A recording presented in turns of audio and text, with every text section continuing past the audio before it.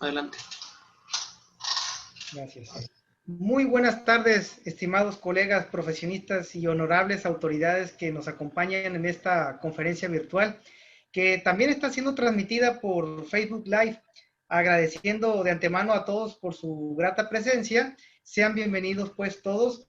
Y es para mí también un honor como presidente delegado de Baja California Sur de la Academia Mexicana de Derecho del Trabajo y la Previsión Social, contar con la presencia, primeramente con la presencia de nuestro presidente nacional, el doctor Ángel Guillermo Ruiz Moreno, quien nos acompaña el día de hoy. Y pues desde luego que también nos sentimos muy honrados porque tenemos también la presencia del doctor Ángel Eduardo Ruiz Moreno, quien es también un gran especialista en materia de seguridad social y que pues hoy nos trae un tema muy interesante, pero sobre todo también es un tema de actualidad y de actualidad mundial sobre todo. Y nos viene a compartir el día de hoy el tema del ingreso al mínimo vital como alternativa de la seguridad social. Y previo a dar inicio a esta ponencia, quiero darle el uso de la voz a la licenciada Mónica Torres Castillo, secretaria general de esta delegación, para que nos pueda leer un poco del currículum, del extenso currículum que tiene el doctor Ángel Eduardo Ruiz Moreno. Adelante, licenciada Mónica. Gracias, presidente. Buenas tardes, distinguidos compañeros y colegas que nos acompañan. A continuación me permitiré leer brevemente el currículum vitae de nuestro distinguido ponente. El doctor Ángel Eduardo Ruiz Buenrostro cursó la licenciatura de abogado y es maestro en negociación colectiva y seguridad social, además de ser doctor en Derecho por la Universidad de Guadalajara, con especialidades en relaciones industriales, amparo, derecho a la salud y salubridad, derecho comparado estadounidense, entre otros. Es abogado bilingüe y postulante, siendo especialista en litigios y conflictos individuales, prestaciones compensatorios, cuenta con habilidades de expresión verbal y experiencia en juicios orales y virtuales. Es catedrático y profesor de la Benemérita Universidad de Guadalajara en México, maestro y profesor invitado en más de 15 universidades públicas y privadas a nivel nacional e internacional.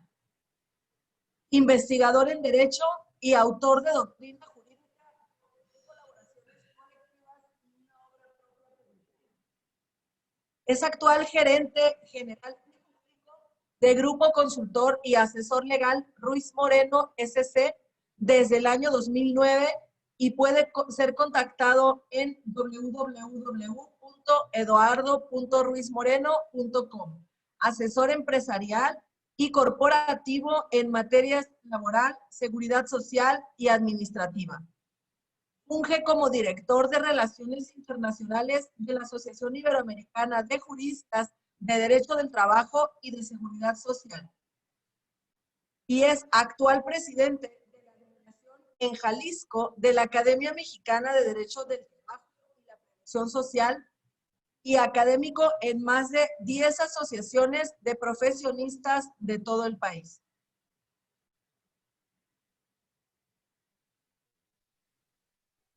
Muchas gracias. Creo que ahora me corresponde la voz, ¿verdad, estimado Samuel? Sí, por ahí te había cambiado tu segundo apellido, Buenrostro. Gracias, doctor. Adelante. No te preocupes, suele pasar, es confusión, entiéndeme que no es mi culpa. Adelante. Oye, muchísimas gracias en primer lugar a todos por invitarme. En segundo, pues el tiempo de ustedes es muy valioso y trataremos de ser muy puntuales en cuanto al tiempo. Estamos hablando previamente que nos interesan mucho las preguntas porque el tema acerca del cual me invitan a hablar, del cual en México es un tema muy hipotético todavía, pero que en España ya es un tema real, se trata del ingreso mínimo vital.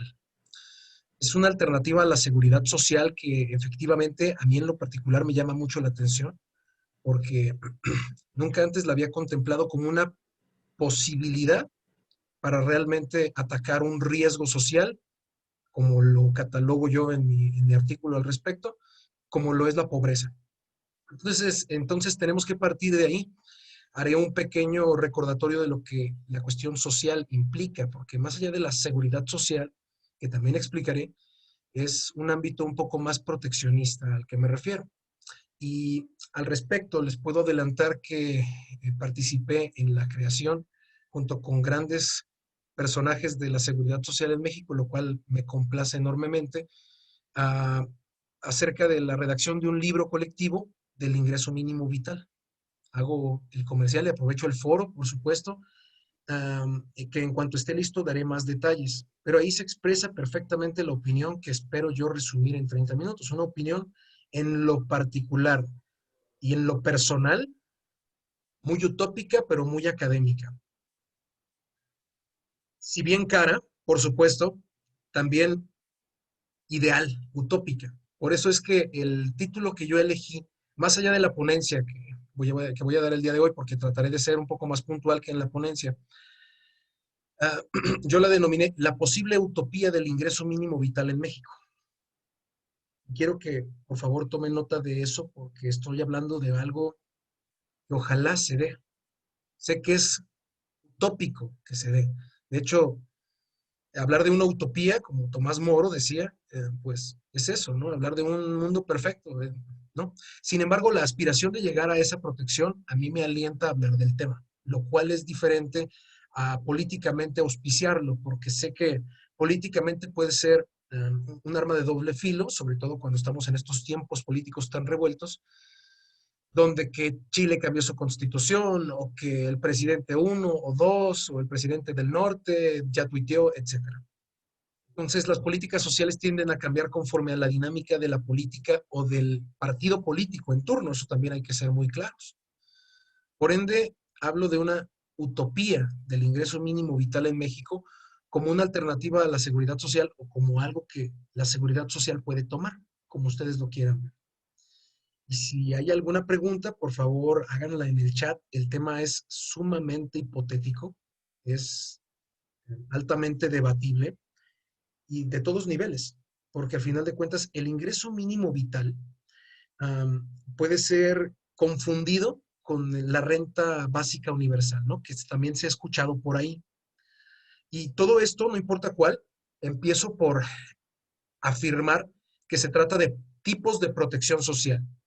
La protección social tiene infinidad de caras, de rostros, de personas, de instituciones, de programas, pero todos van encaminados a proteger a un cierto sector de la población, a ese sector denominado a veces empleados, a veces alumnos, a veces ejidatarios, a veces indígenas o originarios, como les debemos de llamar de ahora en adelante, del artículo 2 constitucional, y seleccionamos a partes de la población que en teoría necesitan un cierto equilibrio, ¿no? De ahí la cuestión social, porque si bien es público, sí, es del interés público, es de especial interés público lo social. Cuando hablamos de lo social, hablamos de personas con diferentes tipos de desprotección o diferentes desigualdades. Hablamos de grupos socialmente vulnerables. Y bajo esta retórica, ojo, se pueden confundir a grupos socialmente vulnerables con otras cosas. Pero todas las políticas tienden a ser proteccionistas, tienden a querer ser un poco más políticamente hablando, o socialistas, o capitalistas, o comunistas, o de alguna etiqueta tendrían que ser para ser alternativas a la seguridad social. Entonces, si hablamos de esa dinámica política, pues nunca nos vamos a poner de acuerdo. Desde donde yo parto es que no importa la protección social que se elija, el ingreso mínimo vital es una alternativa a la seguridad social clásica en México, para proteger a aquellas personas socialmente vulnerables. Entonces, si la retórica de una persona socialmente vulnerable hace que protejamos a alumnos, a personas adultas mayores, incluso hasta a mujeres, bajo esta retórica de paridad o de beneficiarlos en cierto o en mucho ámbito, es lo que lo hace social. Aparte de público, lo hace social, es pertenecer a un club, estar etiquetado porque pues mientras tengas la etiqueta de trabajador, tendrás presunciones, tendrás protecciones, tendrás garantías. Pero el tema es que para hablar del ingreso mínimo vital, se tiene que hablar del riesgo de no tener para tus necesidades básicas. Ojalá tuvieras empleo. No, hablamos de que el ingreso mínimo vital va a proteger donde más lo necesitas, que es en la pobreza. Ahorita hablo al respecto. Pero la protección social es tan o más importante que la seguridad social en el estricto sentido, ¿no? Porque la seguridad social, sobre todo en México, a la mexicana, solo protege al sector social denominado empleados. Entiéndanme esa parte. Constitucionalmente, incluso aquí hay muchos laboralistas, la seguridad social obligatoria está íntimamente vinculada al trabajo. Esto lo sabemos desde hace muchos años. Por lo tanto, socialmente los trabajadores tienen una protección muy amplia. El problema es que cuando dejas de ser parte de ese club o no puedes formar parte de ese club por X o Y razón, sigues teniendo necesidades básicas que el empleo no puede satisfacer y que por lo tanto la seguridad social no se puede encargar. Espero que me entiendan por dónde voy. Al nosotros usar la dinámica del ingreso mínimo vital, estaríamos protegiendo a aquellas personas que están en un riesgo latente de no poder subsistir al día a día. Evidentemente que estas personas no tienen empleo y evidentemente que la seguridad social no los protege. Lo que los protege es la protección social que dan cada uno de los gobiernos. De hecho, en el artículo hago una reflexión y muy probablemente algunos de ustedes me comprendan muy bien. En el sexenio de Carlos Salinas de Gortari, si mal no recuerdo, los primeros planes de asistencia social fueron o se llamaron Solidaridad. Después, con Cedillo, me parece que trascendieron un poco, pero con Fox cambiaron a Oportunidades. Y después, con Calderón, me parece que tomaron otro nombre, y con el presente sexenio también tomaron otro nombre, ¿no? El Seguro Popular se transformó y bueno, etcétera.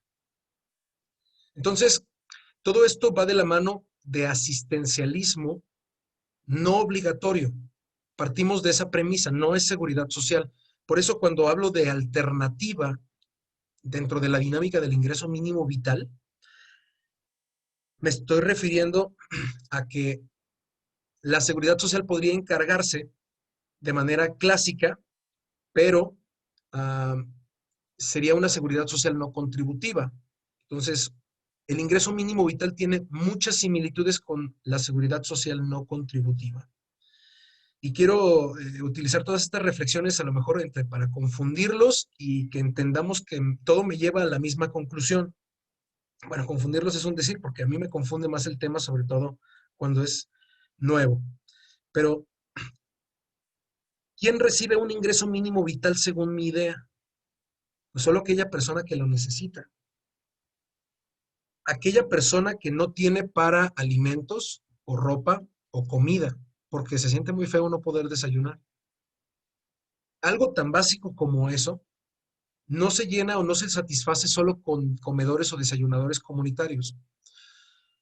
Cuando la pobreza extrema, en la cual, según los reportes que analizamos, estamos hablando de 13 millones de personas en México que tienen pobreza extrema, catalogado como extrema, son el pretexto para hacerlos socialmente vulnerables cuando hablamos de esta carencia extrema de necesidades, de dinero. Porque por más empleo que queramos darle, quizá no se pueda. Y eso, el empleo, quizá tampoco remedie la pobreza. Por más que los queramos capacitar, tampoco en realidad se trata de eso. Hay personas que tienen destrezas, o quizá no sé si sea una cuestión ahí que habría que analizar, pero tienen destrezas suficientes para dedicarse a algo. Simplemente no tienen a quién cobrarle el dinero, no fluye el capital en esos sectores. Por alguna u otra razón, la pobreza extrema afecta a diversidad. Hay pobreza extrema focalizada. Entonces, de esos 13 millones de personas, son a los que yo me refiero que deberían proteger el ingreso mínimo vital. El riesgo de caer en la pobreza extrema, el riesgo de no tener para desayunar, para que mejor me entiendan, chicos y grandes. Cuando asimilo esta idea y digo, bueno, ¿cómo aterrizo esta protección que ya intentan dar algunos gobiernos? Seamos francos, no se trata de dinero gratis, se trata de ayudar a cierto sector de la población, quiero pensar que todos los programas, inclusive los de este sexenio, van encaminados precisamente a proteger a un sector de la población. Si eres alumno o nini, como es lo que se está acostumbrando a referirles, y hay un apoyo para ti, obténlo. Primero porque está presupuestado, segundo porque va a estar limitado, ¿no? A una determinada cantidad. Tercero porque, o sea, independientemente de si le vas o no, o si vas a votar por ellos o no, está presupuestado, ya lo van a gastar. Y no sé si, muy probablemente sí, un alumno lo necesite, pero la idea detrás de darles programas temporales y no crear un derecho o una prestación como tal, es lo que hace al asistencialismo una herramienta política, porque van a jugar con eso, con esa necesidad de estos sectores vulnerables, pobreza extrema o alumnado, lo que sea, que no es comparación, pues, pero entiéndanme, ¿quién lo necesita más? Salvo que la estadística indique que los alumnos son pobres en extremidad, ¿no? En extrema pobreza, que lo hay, pero eso los hace doblemente socialmente vulnerables.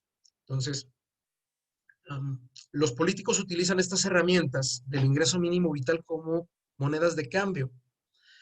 He escuchado en muchos sentidos que el dar dinero, pues es básicamente tener pues, a la población estudiantil pagada, y si el gobierno te está dando, pues que continúe ese gobierno. Suena curioso regalar dinero, pero no es regalar dinero. Ahorita hablamos de administración y de en qué me lo puedo gastar. Es simplemente decirte, bueno, no puedes ganarte el dinero, pero no te va a faltar para el desayuno. Es esa seguridad, esa tranquilidad detrás de la idea del ingreso mínimo vital la que me hace pensar en que puede ser utópicamente correcto el pensar en ello. ¿Vale? Espero que hasta el momento haya muchas preguntas. En resumen, el ingreso mínimo vital, según pensado en una teoría mía propia, tendría que proteger la pobreza extrema. Punto, al menos.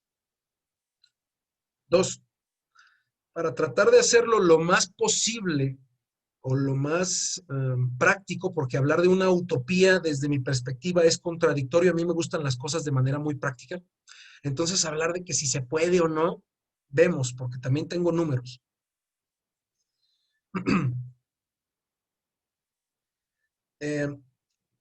Vemos a ver si se puede o no. O sea, hablo de una utopía o una posible utopía, ¿no? O sea, quiero creer que eh,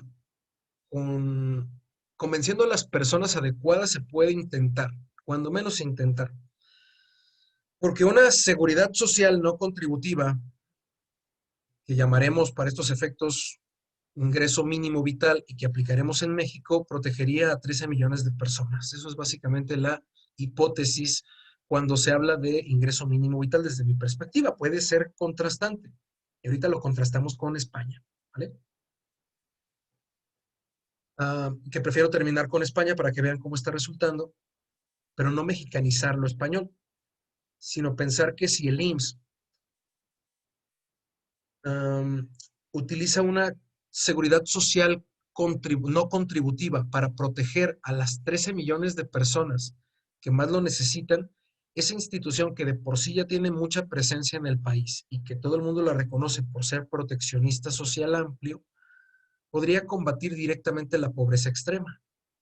Y a mí no me parece nada descabellado, porque se ve perfectamente la pobreza extrema en el tipo de clínica del seguro social más cercana a tu domicilio, por ejemplo. Este es un medio como para decir, bueno, es que si me necesito trasladar a una cierta cabecera municipal para tener acceso a servicios médicos, pues eso quiere decir que quizá no haya ni empleo que hacer, ¿no? Debe ser al revés. Pero el punto es que si el seguro social, a través de un esquema de seguridad social no contributivo, garantiza un ingreso mínimo vital para combatir la extrema pobreza, quizá los resultados o los efectos de esta acción como prestación de carácter obligatorio que trasciende en el tiempo y que no trascienda, o más bien que no sea exclusivamente de un sexenio, es lo que puede cambiar la retórica o la dinámica a largo plazo. Obviamente que no estamos hablando de que lo va a cambiar de la noche a la mañana, pero sí podríamos medir los efectos de un ingreso mínimo vital de esta manera muy rápido. no sé si decirlo, supongo que estamos en confianza total, amigo. Muchísimas gracias por el espacio, pero hay, creo que hay tres cosas que no se pueden ocultar. El amor, lo inculto y el amor, lo inculto y el dinero, ¿no? Entonces, creo que esas tres cosas no se pueden ocultar y um, nacen o resaltan, perdón, eso quise decir, ¿no? Y creo que el efecto que podríamos ver en la redistribución de la riqueza, o sea, la capitalización, porque obviamente estamos hablando de millones de pesos, en zonas o sectores específicos donde sabes que se necesita, me imagino que los efectos de medición del combate a la pobreza podrían ser medidos de manera muy rápida. Precisamente existen instituciones, Ceneval, que valoran la pobreza, ¿no? La pobreza extrema, la carencia, la necesidad. El INEGI también nos da encuestas que nos sirven para medir este tipo de situaciones. O sea, ya se identifica más o menos en dónde están. Es decir, tenemos estados o entidades que son menos ricos que otros. Y ahí precisamente donde se necesita más capital es donde la idea del ingreso mínimo vital también encaja. Entiéndanlo. La protección social de la que estoy hablando, aparte de ser obligatoria, es decir, que no es si quieres, o sea, es sacarte de la pobreza extrema, de la necesidad extrema de subsistir dentro de un esquema solidario, por eso es una seguridad social no contributiva, te tengo que sacar de ahí porque es humillante y es evidentemente una lesión a tus derechos humanos que no tengas para el alimento, para el vestido y para una vida digna, que no tengas para agua ni para transporte. Y entonces, al garantizar un ingreso mínimo vital, te puede dar una mejor perspectiva. Insisto que todavía no hablamos ni de dinero ni de administración. Pero la idea del ingreso mínimo vital para el combate de la pobreza podría ser analizada y digamos, debatida de manera muy rápida. Porque en cuanto inyectes ese capital que de ninguna otra manera va a llegar a esos lugares donde más se necesita, es donde vas a empezar a notar un cambio. Por ejemplo, si ya tienes para el desayuno, te tiene que durar un mes, quizá la cantidad mínima, un salario mínimo, 3,000 pesos, te tiene que durar para el mes, bueno, pues visitarás más frecuentemente tu mercado local para encontrar las cosas más baratas o entenderás que hay otras cosas que puedes comprar de manera más económica. Pero todo esto como para tratar de administrar este ingreso que ya tienes. Afortunadamente, el mes siguiente te va a llegar de nuevo. Y esto te va a hacer que te despreocupes de ciertas necesidades básicas que quizá sean más que un, bueno, una roca, un lastre, más que eso, pues es una realidad que te impide de alguna manera dedicarte a lo que tú quieres.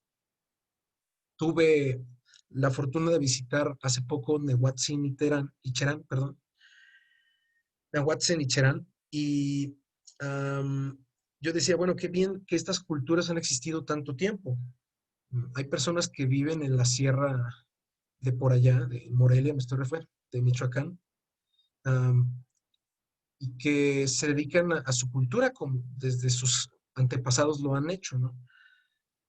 Si ellos no tienen para el desayuno, bueno, pues para mí ellos, yo confiaría en que su administración sea mejor que la mía, porque al final de cuentas, pues, o sea, sin el ingreso iban a sobrevivir y con el ingreso quizá ellos puedan ya decidir si estudiar algo mejor, si mejorar su vida, su casa, su modus de vida.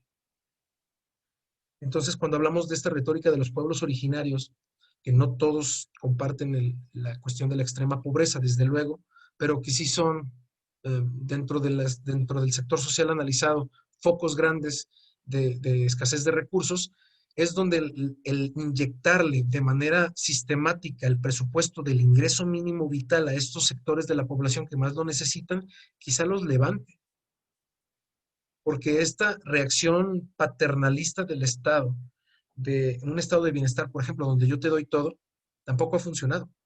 Vuelvo a Carlos Salinas de Gortari, Ernesto Zedillo, Fox, Calderón bueno, incluso hasta Enrique Peña Nieto y Andrés Manuel López Obrador. Todos han tenido en común ideas de asistencialismo, sobre todo asistencialismo social, es decir, ayudar a quien más lo necesita. Sí, primero los pobres, ok, pero pues de manera sistemática, ordenada.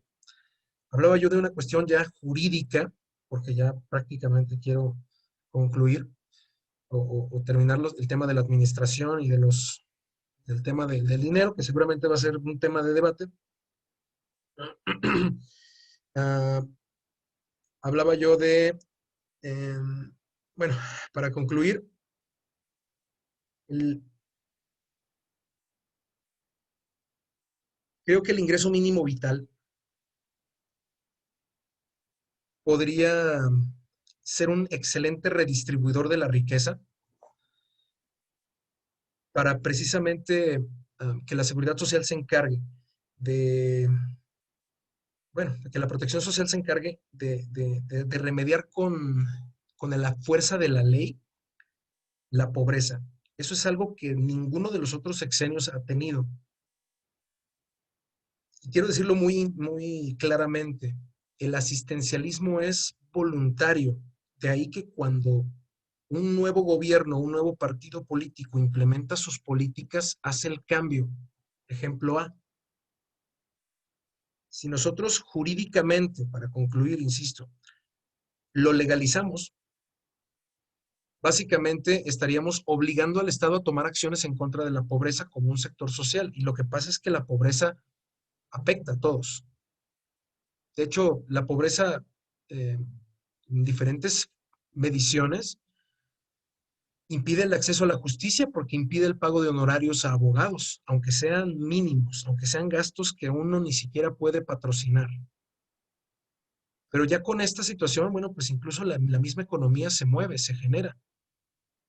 Se evita el robo, bueno, o muchos otros crímenes, precisamente porque te van a decir, es que tú tienes el derecho a un mínimo vital. Hablo de esa utopía donde una ley le dé el derecho a una persona de escasos recursos a poder cobrar una determinada cantidad mensualmente y sentir esa seguridad, esa sensación de que cada mes la vas a tener. ¿Cuánto tiempo? Es que ¿cuánto tiempo quieres tú estar en ese estatus de pobreza? Y cuando hablamos ya de tiempo y de retóricas, me es inevitable comparar por último el ingreso mínimo vital con la seguridad social, porque la seguridad social también protege este tipo de riesgos. Recordemos que la seguridad social te debe de proteger el, bueno, cuando menos te debe proteger el ingreso, la pérdida del ingreso, que es cuando estás enfermo, cansado, viejo, inválido, incapacitado, etcétera, viudo. Dos, te debe proteger la salud, ¿ok? Tres, la vivienda y cuatro, servicios sociales necesarios. En consecuencia, el que el ingreso mínimo vital cubra cuando menos los ingresos mínimos ya te puede dar mejor pauta o te satisfaga el ingreso, ya te puede dar mejor pauta a que, bueno, es un riesgo social comparable a una de las ramas del régimen obligatorio del Seguro Social, que es una de las retóricas a donde los quiero llevar. El riesgo de la pobreza puede detonar la creación de una nueva rama del régimen obligatorio del IMSS para combatir precisamente la pobreza. Un seguro contra la pobreza, en pocas palabras. ¿Posible? ¿Viable? Bueno, ¿por qué no? ¿Quién de aquí lo necesitaría? Te aseguro que una persona de escasos recursos no tiene, ya no Zoom, ¿vale? Acceso a electricidad, a eso me refiero, ya no computadora ni internet. Y sin embargo, um, el que se disponga de recursos para combatir eso es socialmente responsable, es solidario y en teoría se le puede llamar ingreso mínimo vital. No es renta básica universal, porque a diferencia de la renta básica universal que yo hablaba desde un principio, la renta básica universal me la podrían dar a mí o a Carlos Slim o a cualquier persona que aún que no lo necesite, de todas formas lo recibiría. Y ahí pregúntenle a Suiza que pues la gente que ya tiene recursos te dice, ¿para qué me das más? Curiosamente rechazan esa ayuda. Y está muy bien, digo, ojalá tuviéramos ese tipo de problemas. Pero acá las personas no se van a dar el lujo de rechazarlo, porque de lo contrario quizá no tengan para comer ese día. Y estamos hablando de millones de personas, incluyendo niños, adultos mayores, todo tipo de personas. Entonces la renta básica es unilateral, pública. El ingreso mínimo vital es selectivo y social, y dentro de la retórica que manejo no es opcional. Jurídicamente debe ser obligatorio. Como es obligatorio que te reconozcan un riesgo de trabajo, amigos laboralistas, como es obligatorio que te reconozcan un estado de invalidez. Es irrenunciable, de hecho. ¿Cuánto tiempo te lo pueden dar? Pues es que tienes que salir del nivel de pobreza eventualmente. No nada más es recibir el subsidio y administrarlo, que de por sí es todo un reto, sino es sacarlos de ese nivel de pobreza. Ok, ya les estás dando, pero ¿por cuánto tiempo? Ok, decía yo que es medible. Y es que si tenemos 13 millones de personas en extrema pobreza, pues año con año tiene que disminuir, ¿no? Digo, después de todo les estás garantizando cierto nivel. El que aumente el nivel de pobreza en México es malo. Señal de que necesitas algo más, porque entre más pobreza tengas y más proteccionista seas de la pobreza, más dinero vas a necesitar. Y es todo lo contrario en la retórica política. Sin embargo, con un ingreso mínimo vital que te garantice el desayuno, pues ya a lo mejor ya tienes energías para algo, lo que sea.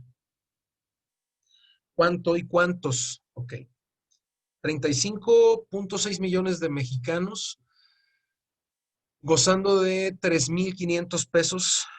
Bueno, lo tengo un poco más específico, pero si alguien es bueno en matemáticas, va a ver que es mucho dinero, porque hablando de esto es mensual, por lo tanto habría que multiplicarlo por 12. Y pues sale bastante caro presupuestarlo. Después de todo, la seguridad social tradicional ya es cara.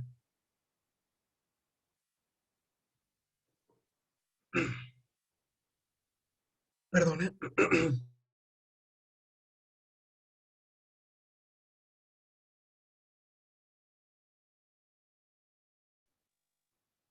perdón. La seguridad social tradicional, decía yo, es cara. Tan cara que el presupuesto nos está hablando ya de billones de pesos, ¿no?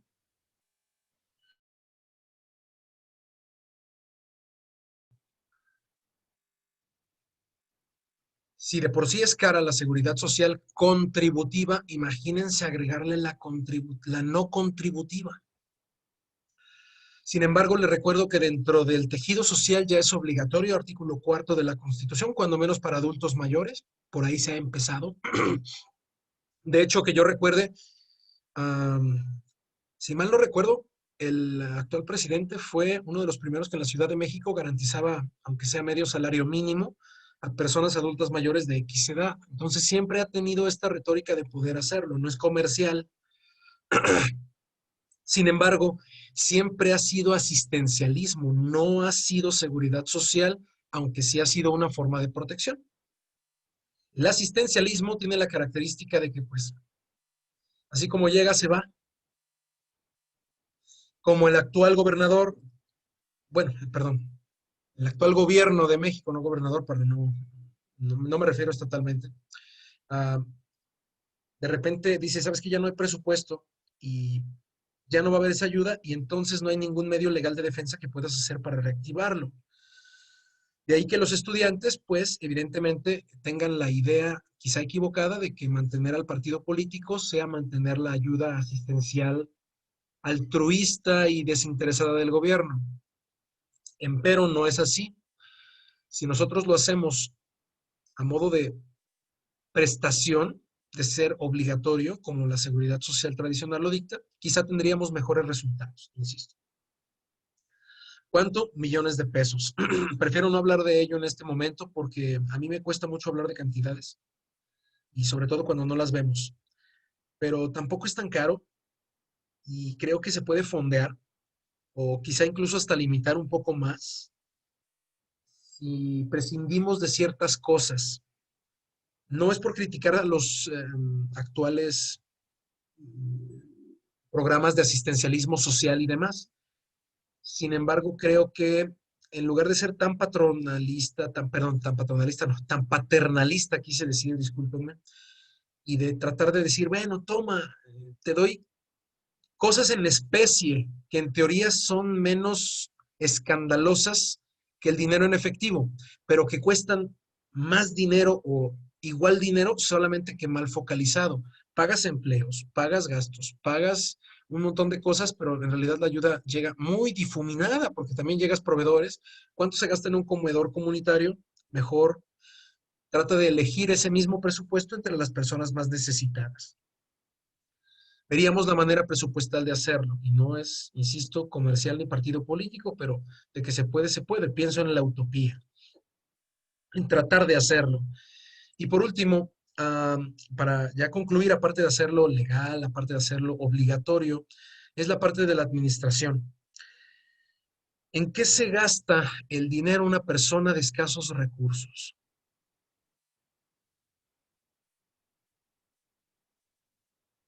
Creo que empezaré con una investigación que hizo el Banco Mundial en 2013, donde esta idea de darle dinero a la gente a ver qué tal reacciona no es tan nueva. Se hizo una investigación y resulta que las personas de escasos recursos, cuando ya tienen recursos, en lugar de gastárselo en, digamos, alcohol, narcóticos o despilfarrarlo en cualquier otro tipo de cosas, pues lo utilizan para cortarse el cabello, ducharse, asearse, rentar un cuarto donde dormir, comer, porque no lo tenían antes. No es que piensen realmente. De hecho, entre más dinero ganas, más drogas consumes. No es bonito que los de escasos recursos tengan este prejuicio de que no pueden administrar, porque incluso administran muy bien su dinero. O sea, al final de cuentas lo consiguen de muchos lados, ¿no? Inclusive a base de delitos o cometiendo delitos, pero de algún lado lo sacan y ya cuando lo sacan tratan de no desperdiciarlo. No sé si los explico. El Banco Mundial hizo esta situación y te dicen, bueno, pues es que no se lo gastan en alcohol, no todos, y si no, pues esa misma situación, o sea, son excepcionales, ¿no? Porque preferirán comer y eventualmente este problema de alcoholismo, pues en números fríos, si fuera así, habría muchas más personas menos de la nómina.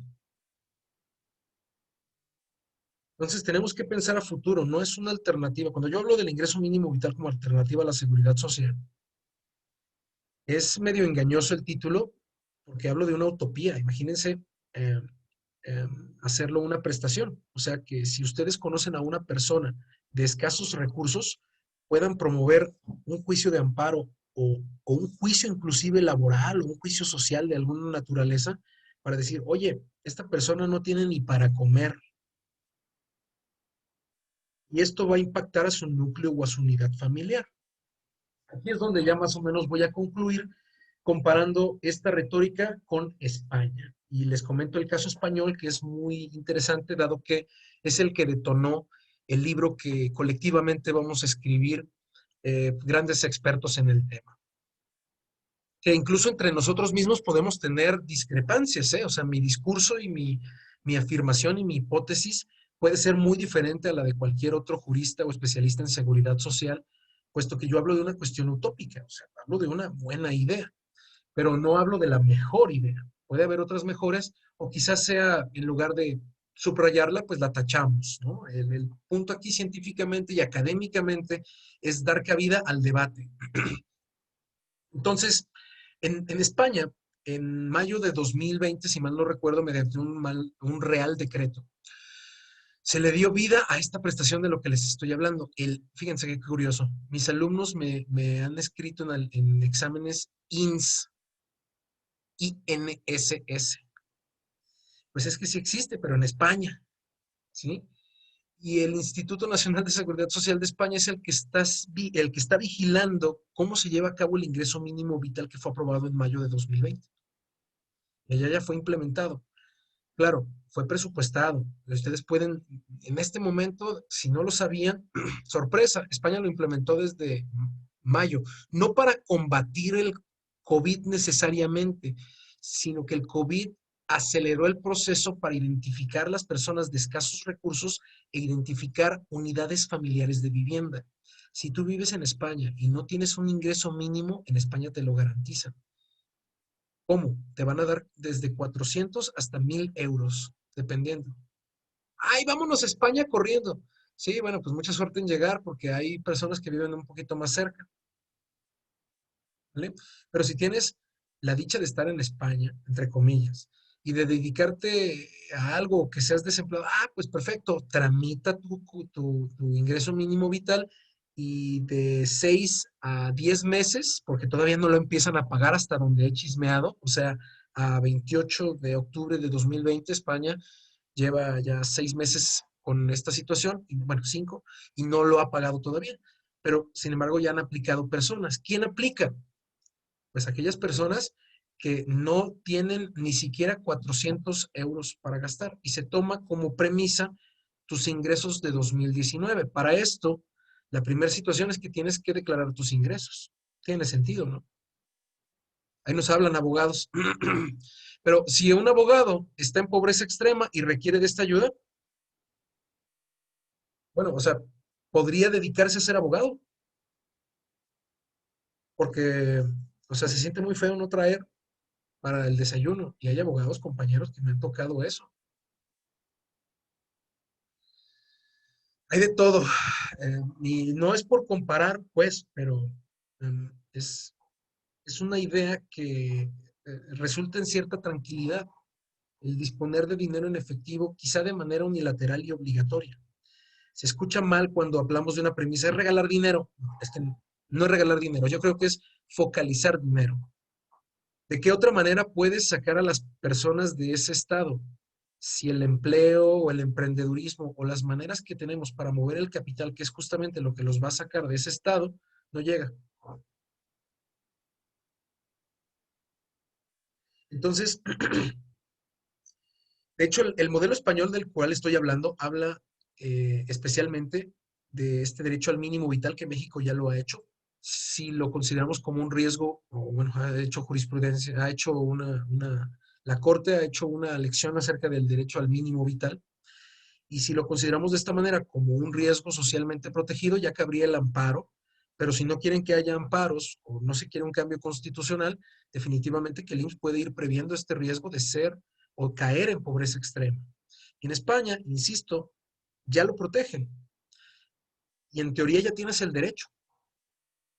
Espero yo que sea de manera retroactiva, pero básicamente así será. O sea, si aplicaste dentro del tiempo para el ingreso mínimo vital español y te lo pagan hasta el próximo año, bueno, pues retroactivo, ¿no? ¿O cómo? Y así será. Entonces, si lograste sobrevivir a todo esto y te llega ese pequeño acumulado, bueno, eh, felicidades, ¿no? O sea, aprovéchalo, porque ese capital en teoría, de entrada, el ganarlo retroactivamente, en teoría ya te quitó el estatus de pobreza extrema para el próximo programa. Esperemos que consigas empleo, que capitalices, que consigas buenas herramientas, que te dediques a tu profesión y que generes más dinero por tu propia cuenta y que no vengas a depender del ingreso mínimo vital. Eso también quiero dejarlo claro. Y España también. En teoría, cuando salgas de esa línea de pobreza o si no entras dentro de esa línea de escasos recursos, de vulnerabilidad, como ellos dicen, estás fuera del programa. No aplicas. Lo cual en teoría es una cuestión de discriminación del asistencialismo, típica del asistencialismo. Colombia lo hace, o bueno, desde hace años con un esquema que son, siempre se me olvida, pero ellos en su carnet nacional de identidad, o en su DNI, como le dicen ellos, tienen sus estratos, así se llama. En Colombia, tu IFE tiene tu nivel socioeconómico, para que mejor me entiendan. De tal manera que si yo veo tu identificación y veo que perteneces al estrato 7, perdóname, vives en una parte muy bonita y no necesitas realmente de nada. Qué bueno. Pero si eres de estrato 1, a lo mejor te condono hasta derechos municipales porque en realidad no puedes pagarlos. Entonces, en la idea de proteger esta vulnerabilidad es interesante en España y ya se hace de manera obligatoria. Y por ende, el tratar de asimilar algo para rescatar a tantas personas de la pobreza en México, la única alternativa socialmente viable que he visto, que he debatido hasta el momento y que he contrastado y que me ha alegrado haber escrito de ello es el ingreso mínimo vital, sin duda. una idea que no necesariamente es española, pero pues que redondeándola bien nos ayuda a proteger a las personas más vulnerables cuando más lo necesitan, que es cuando no tienen el ingreso suficiente o el mínimo indispensable para satisfacer sus necesidades básicas. España lo hizo a un costo enorme, lo pueden googlear en este momento, es millones de euros. De hecho, en el artículo me tomé la libertad de ponerlo en pesos, pero no me doy abasto de decirlo, me costó trabajo incluso hasta escribir la cantidad, porque es sin duda un presupuesto grandísimo. ¿Para qué lo niego? Por eso hablo de una cuestión utópica. Y cuando hay una idea de proteccionismo social, más de carácter obligatorio y más cuando le impacta al Estado, pues el tema del dinero siempre va a ser una excepción. Por eso hablo de la utopía. Tampoco es tan caro, ¿eh? No es como que necesitemos que Jeff Bezos lo patrocine para que el hombre más caro, más rico del mundo, eche la comida con su Amazon, ¿no?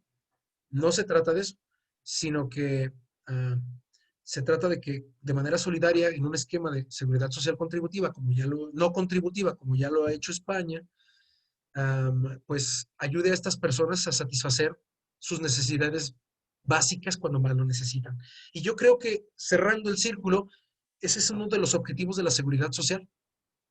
Es decir, que el ingreso mínimo vital al final sigue siendo seguridad social, porque se sentirá muy bien tener el derecho a que te saquen de ese nivel, por cualquier razón que sea que estés en ese estrato, en ese nivel, en ese eh, escaño, en ese bache, en ese estado de necesidad. ¿Vale? Concluyo comentando el libro que nosotros compilamos, que todos los expertos compilamos, estará disponible. Muy probablemente escuchen del tema del ingreso mínimo vital durante bastante tiempo, pero el punto es que se empieza a debatir al respecto. El punto es que se empiezan a preguntar, ¿qué pasa si, más allá del costo o del beneficio, y que no se dejen engañar por el discurso político de siempre del asistencialismo? Mientras esto no esté plasmado en una ley, no sea obligatorio, seguirá siendo asistencialismo y dependerá del humor del político en mando. Muchísimas gracias por su atención, amigo Samuel. Creo que es todo por mi parte. A ver si hay preguntas. Y si no, pues estoy a sus órdenes. Ya que salga el libro, estoy seguro que pueden rebatirme muchas personas y pues es parte de la dinámica. Gracias por su atención a todos. Muchas gracias, doctor Ángel Eduardo Ruiz Buenrostro. Ahora sí lo dije bien. Yo le agradezco de antemano y nos honra que nos haya compartido sus inquietudes, sus reflexiones sobre este nuevo tema. Es un tema que tiene mucha tela de dónde cortar y que desde luego hay poco material en México. Entiendo que en otros países hay mucho más avanzado sobre el tema y que, como bien dices, vamos a estar escuchando más sobre este tema. La verdad, agradezco mucho tu participación, tu ponencia, una excelente ponencia que la verdad da para reflexionar. Y bueno, desde luego que también hay preguntas bastantes por ahí, nos tienen preguntas. Por favor, licenciada Mónica, si nos hace el favor de hacerle preguntas al doctor Ángel Eduardo, por favor. Bien, doctor. Pregunta el maestro Samuel Campoy. ¿Cree usted que la implementación de un seguro de desempleo podría considerarse como un ingreso al mínimo vital? Puede ser una manera de hacerlo, sí. Puede ser una cuestión de que si ya tienes el desempleo, bueno, te lo cubran, porque lo que no quieres es que llegues a ese nivel de necesidad, de vulnerabilidad. Entonces, en teoría, podría también desempeñarse con la pérdida del empleo. Al final, el ingreso mínimo vital puede ser compatible con un empleo. Pues es que en teoría la idea del mínimo vital es que te garanticen cuando menos el salario mínimo, ¿no? Para no debatir. Entonces, pero el punto es que no tomes cualquier empleo, porque el seguro de desempleo usualmente, como por ejemplo el de Estados Unidos, te dice que te contraten en para no decir marcas, en una tienda de conveniencia más cercana, que te contraten ahí, aunque no te guste ser cajero, aunque no te guste ser estibador, pero es lo que se necesita.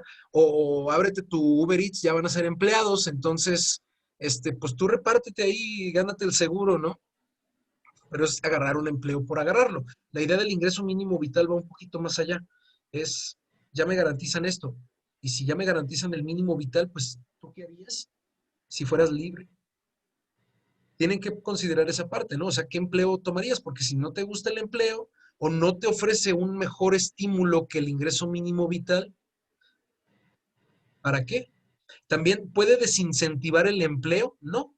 O sea, bueno, no se analizó completamente esta parte porque la parte o el tema de tener la renta mínima, perdón, el ingreso mínimo universal o el ingreso universal, la renta básica, quiero decir, la renta básica, es como para que se complemente tu empleo, ¿no? Si coexiste el seguro de desempleo, te van a cubrir la pérdida del empleo, pero el ingreso mínimo vital es para aquellas personas que no han tenido siquiera la posibilidad de perder el empleo porque no han conseguido empleo y muy probablemente no lo consigan. Entonces, se puede basar en la misma premisa de no llegar a la pobreza, pero pues por otras razones, ¿no? Creo. El seguro de desempleo, insisto, te obliga a tener un empleo, el que sea. Y esa es la parte que no agrada tanto, porque está condicionado a que busques un empleo y aparte es temporal. No sé qué te pueda sacar del esquema de la pobreza. Si un empleo, si consigues un empleo, pues ya no estás sujeto al ingreso mínimo vital como derecho y viceversa, ¿no? Entonces, por ahí puede ser una retórica para el debate, pero el seguro de desempleo quizá sea un esquema contributivo, por ejemplo, ¿no? O sea, ¿quién paga el seguro de desempleo? O sea, el patrón o el trabajador. Lo he visto en ambos esquemas, o incluso bipartita, pero sin duda el ingreso mínimo vital para sacar a la persona de la pobreza sería auspiciado por el Estado. De algún lado se tiene que pagar, pero no necesariamente de los patrones, ¿vale? A diferencia de un seguro de desempleo que pues la pérdida del empleo ahí tiene esa retórica. Gracias, doctor. Pregunta Pili por medio del chat de la aplicación. Si no se puede ayudar a todos y los programas no pueden satisfacer las necesidades básicas de la población, ¿cuál sería su propuesta como una solución? El ingreso mínimo vital, de hecho, precisamente por eso tenemos la situación, ¿no? O sea, si no se puede ayudar a todos, creo que dijo, bueno, ojalá pudiera ayudarse a todos. La renta básica universal sería eso, ¿no? Es como dinero gratis para todos, no importa qué te dediques o si lo necesitas. Para satisfacer las necesidades básicas, confía en que si me das 3,000 pesos, pues los voy a administrar muy bien, porque quién sabe cuándo más me van a dar otros 3,000 pesos. Y sorpresivamente el próximo mes también me dan. Entonces, yo sé que ya me puedo programar gastando 100 pesos de comida diario, más camiones, más esta cosa, ¿no? Entonces, puede ser que adicionalmente obtenga otros ingresos, no necesariamente como empleado. Puedo empezar a vender algo, desconozco, pero bueno, al final eh, el ingreso mínimo vital me parece que puede satisfacer las necesidades básicas. Porque si bien la necesidad básica es del alimento, pues tú dame el dinero y yo decido si desayuno plátanos o desayuno huevo o desayuno lo que sea, ¿no? O sea, déjame decidir, no me des el desayuno. Es parte de la retórica de la propuesta de solución, tomando en consideración el ingreso mínimo vital. O sea, gástalo en lo que realmente crees que es lo mejor para ti. Esto te permite individualizarte, inclusive, ¿no? Es tu libre albedrío. Entonces, esa sería la solución o mi propuesta como solución.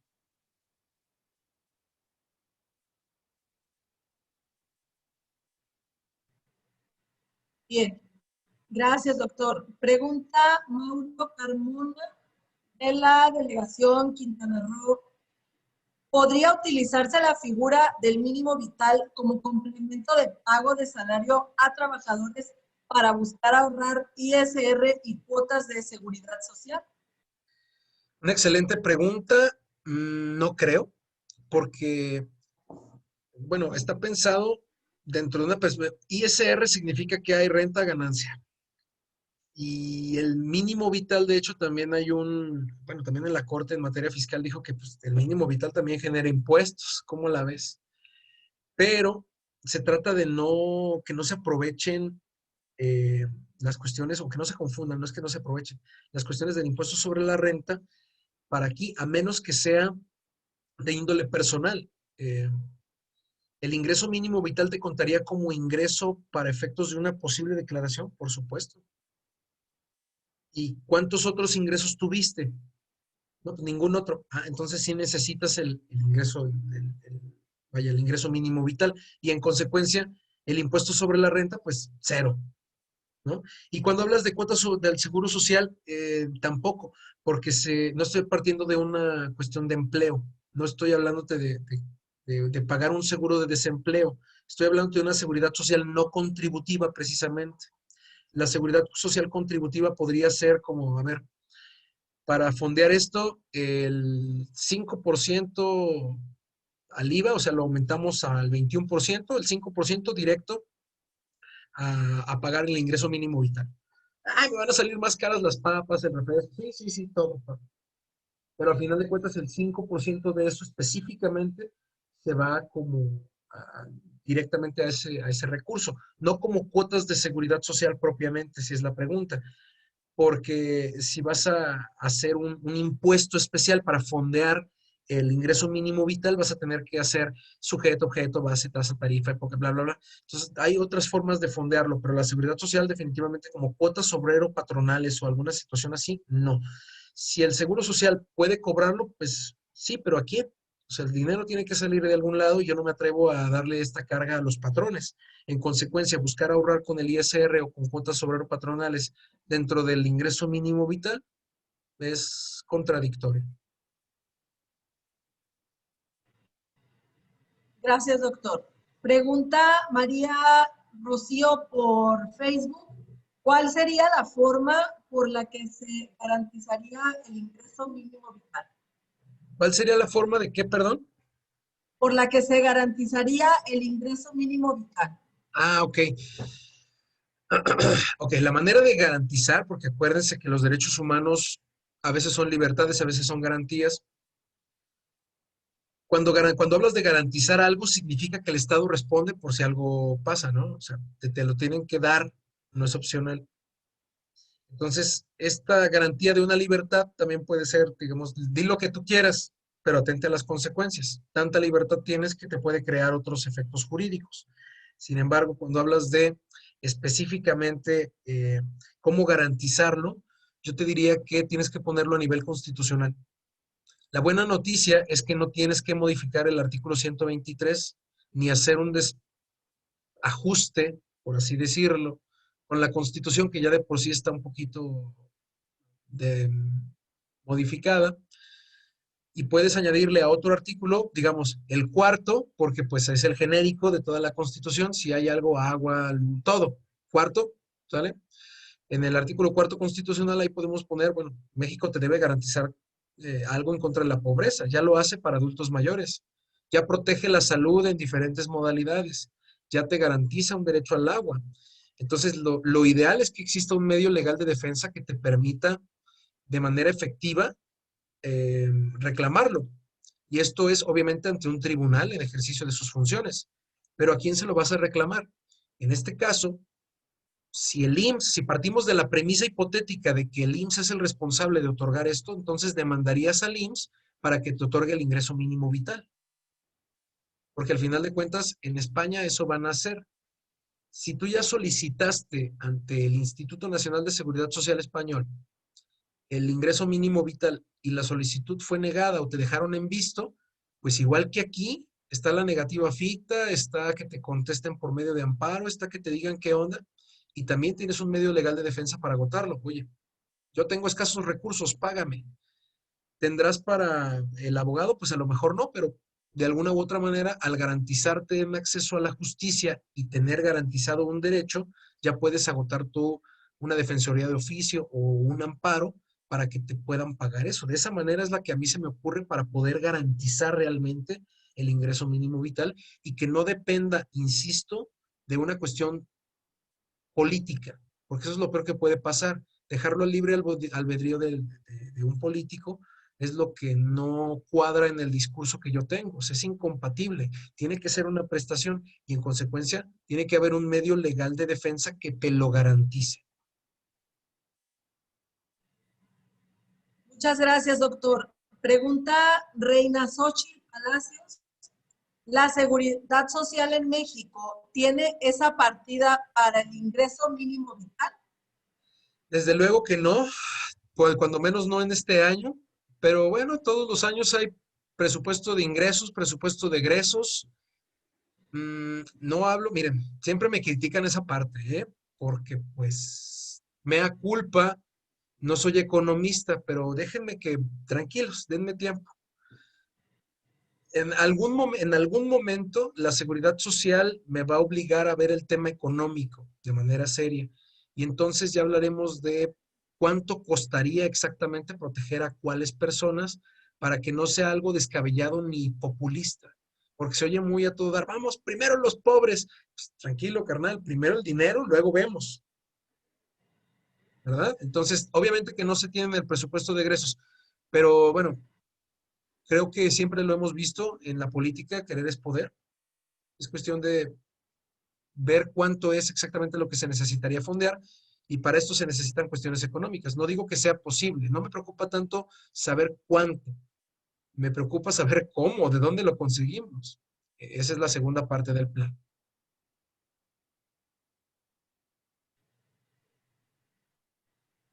Muchas gracias, doctor. Vamos a formular una última pregunta por cuestión de tiempo. Pregunta Roger por medio de la aplicación Zoom. ¿Considera que asegurar un ingreso mínimo es eliminar la necesidad de trabajar para subsistir? Mensaje que es contrario a la necesidad del progreso social. No, yo creo que no, porque sería catalogarte como en pobreza extrema. O sea, yo no quiero depender del gobierno. Hay personas que son muy atenidas, ciertamente, hay que decirlo de esta manera. Pero yo en lo particular no quisiera pensar que esto desincentiva el trabajo. Yo quiero pensar que lo dignifica. Porque, insisto, trabajar por trabajar cualquiera, pero trabajar en lo que te gusta y en lo que realmente quieres hacer, qué genial. O sea, si el ingreso mínimo vital te permite estudiar una carrera de abogado y ser abogado y después generar el ingreso para que no requieras del ingreso mínimo vital, excelente, te aseguro que habría más abogados, más contadores, más profesionistas, cuando menos más técnicos. Te daría la capacidad de estudiar una carrera técnica, ¿no? Dedicarte a otras cosas, cuidando que ganes más del ingreso. Yo creo que podríamos aliviar esta situación diciendo, bueno, el ingreso mínimo vital es temporalmente compatible con otro empleo durante 2 años. ¿Qué te parece? Y entonces ya dedícate a lo que tú quieras. Es más, te pregunto, no sé si tengas un empleo en este momento de la persona que me pregunta, ¿no? Pero, ¿a qué te dedicarías si no tuvieras necesidad de ganar dinero? Esa es una pregunta de los 64,000. Si el Estado te diera 10,000 pesos mensuales incondicionales por el resto de tu vida, ¿a qué te dedicas? Quizá eres abogada o abogado me estás viendo en este momento. Pero ¿a qué te dedicarías si tuvieras 10,000 pesos incondicionales mensuales, ¿no? Por el resto de tu vida.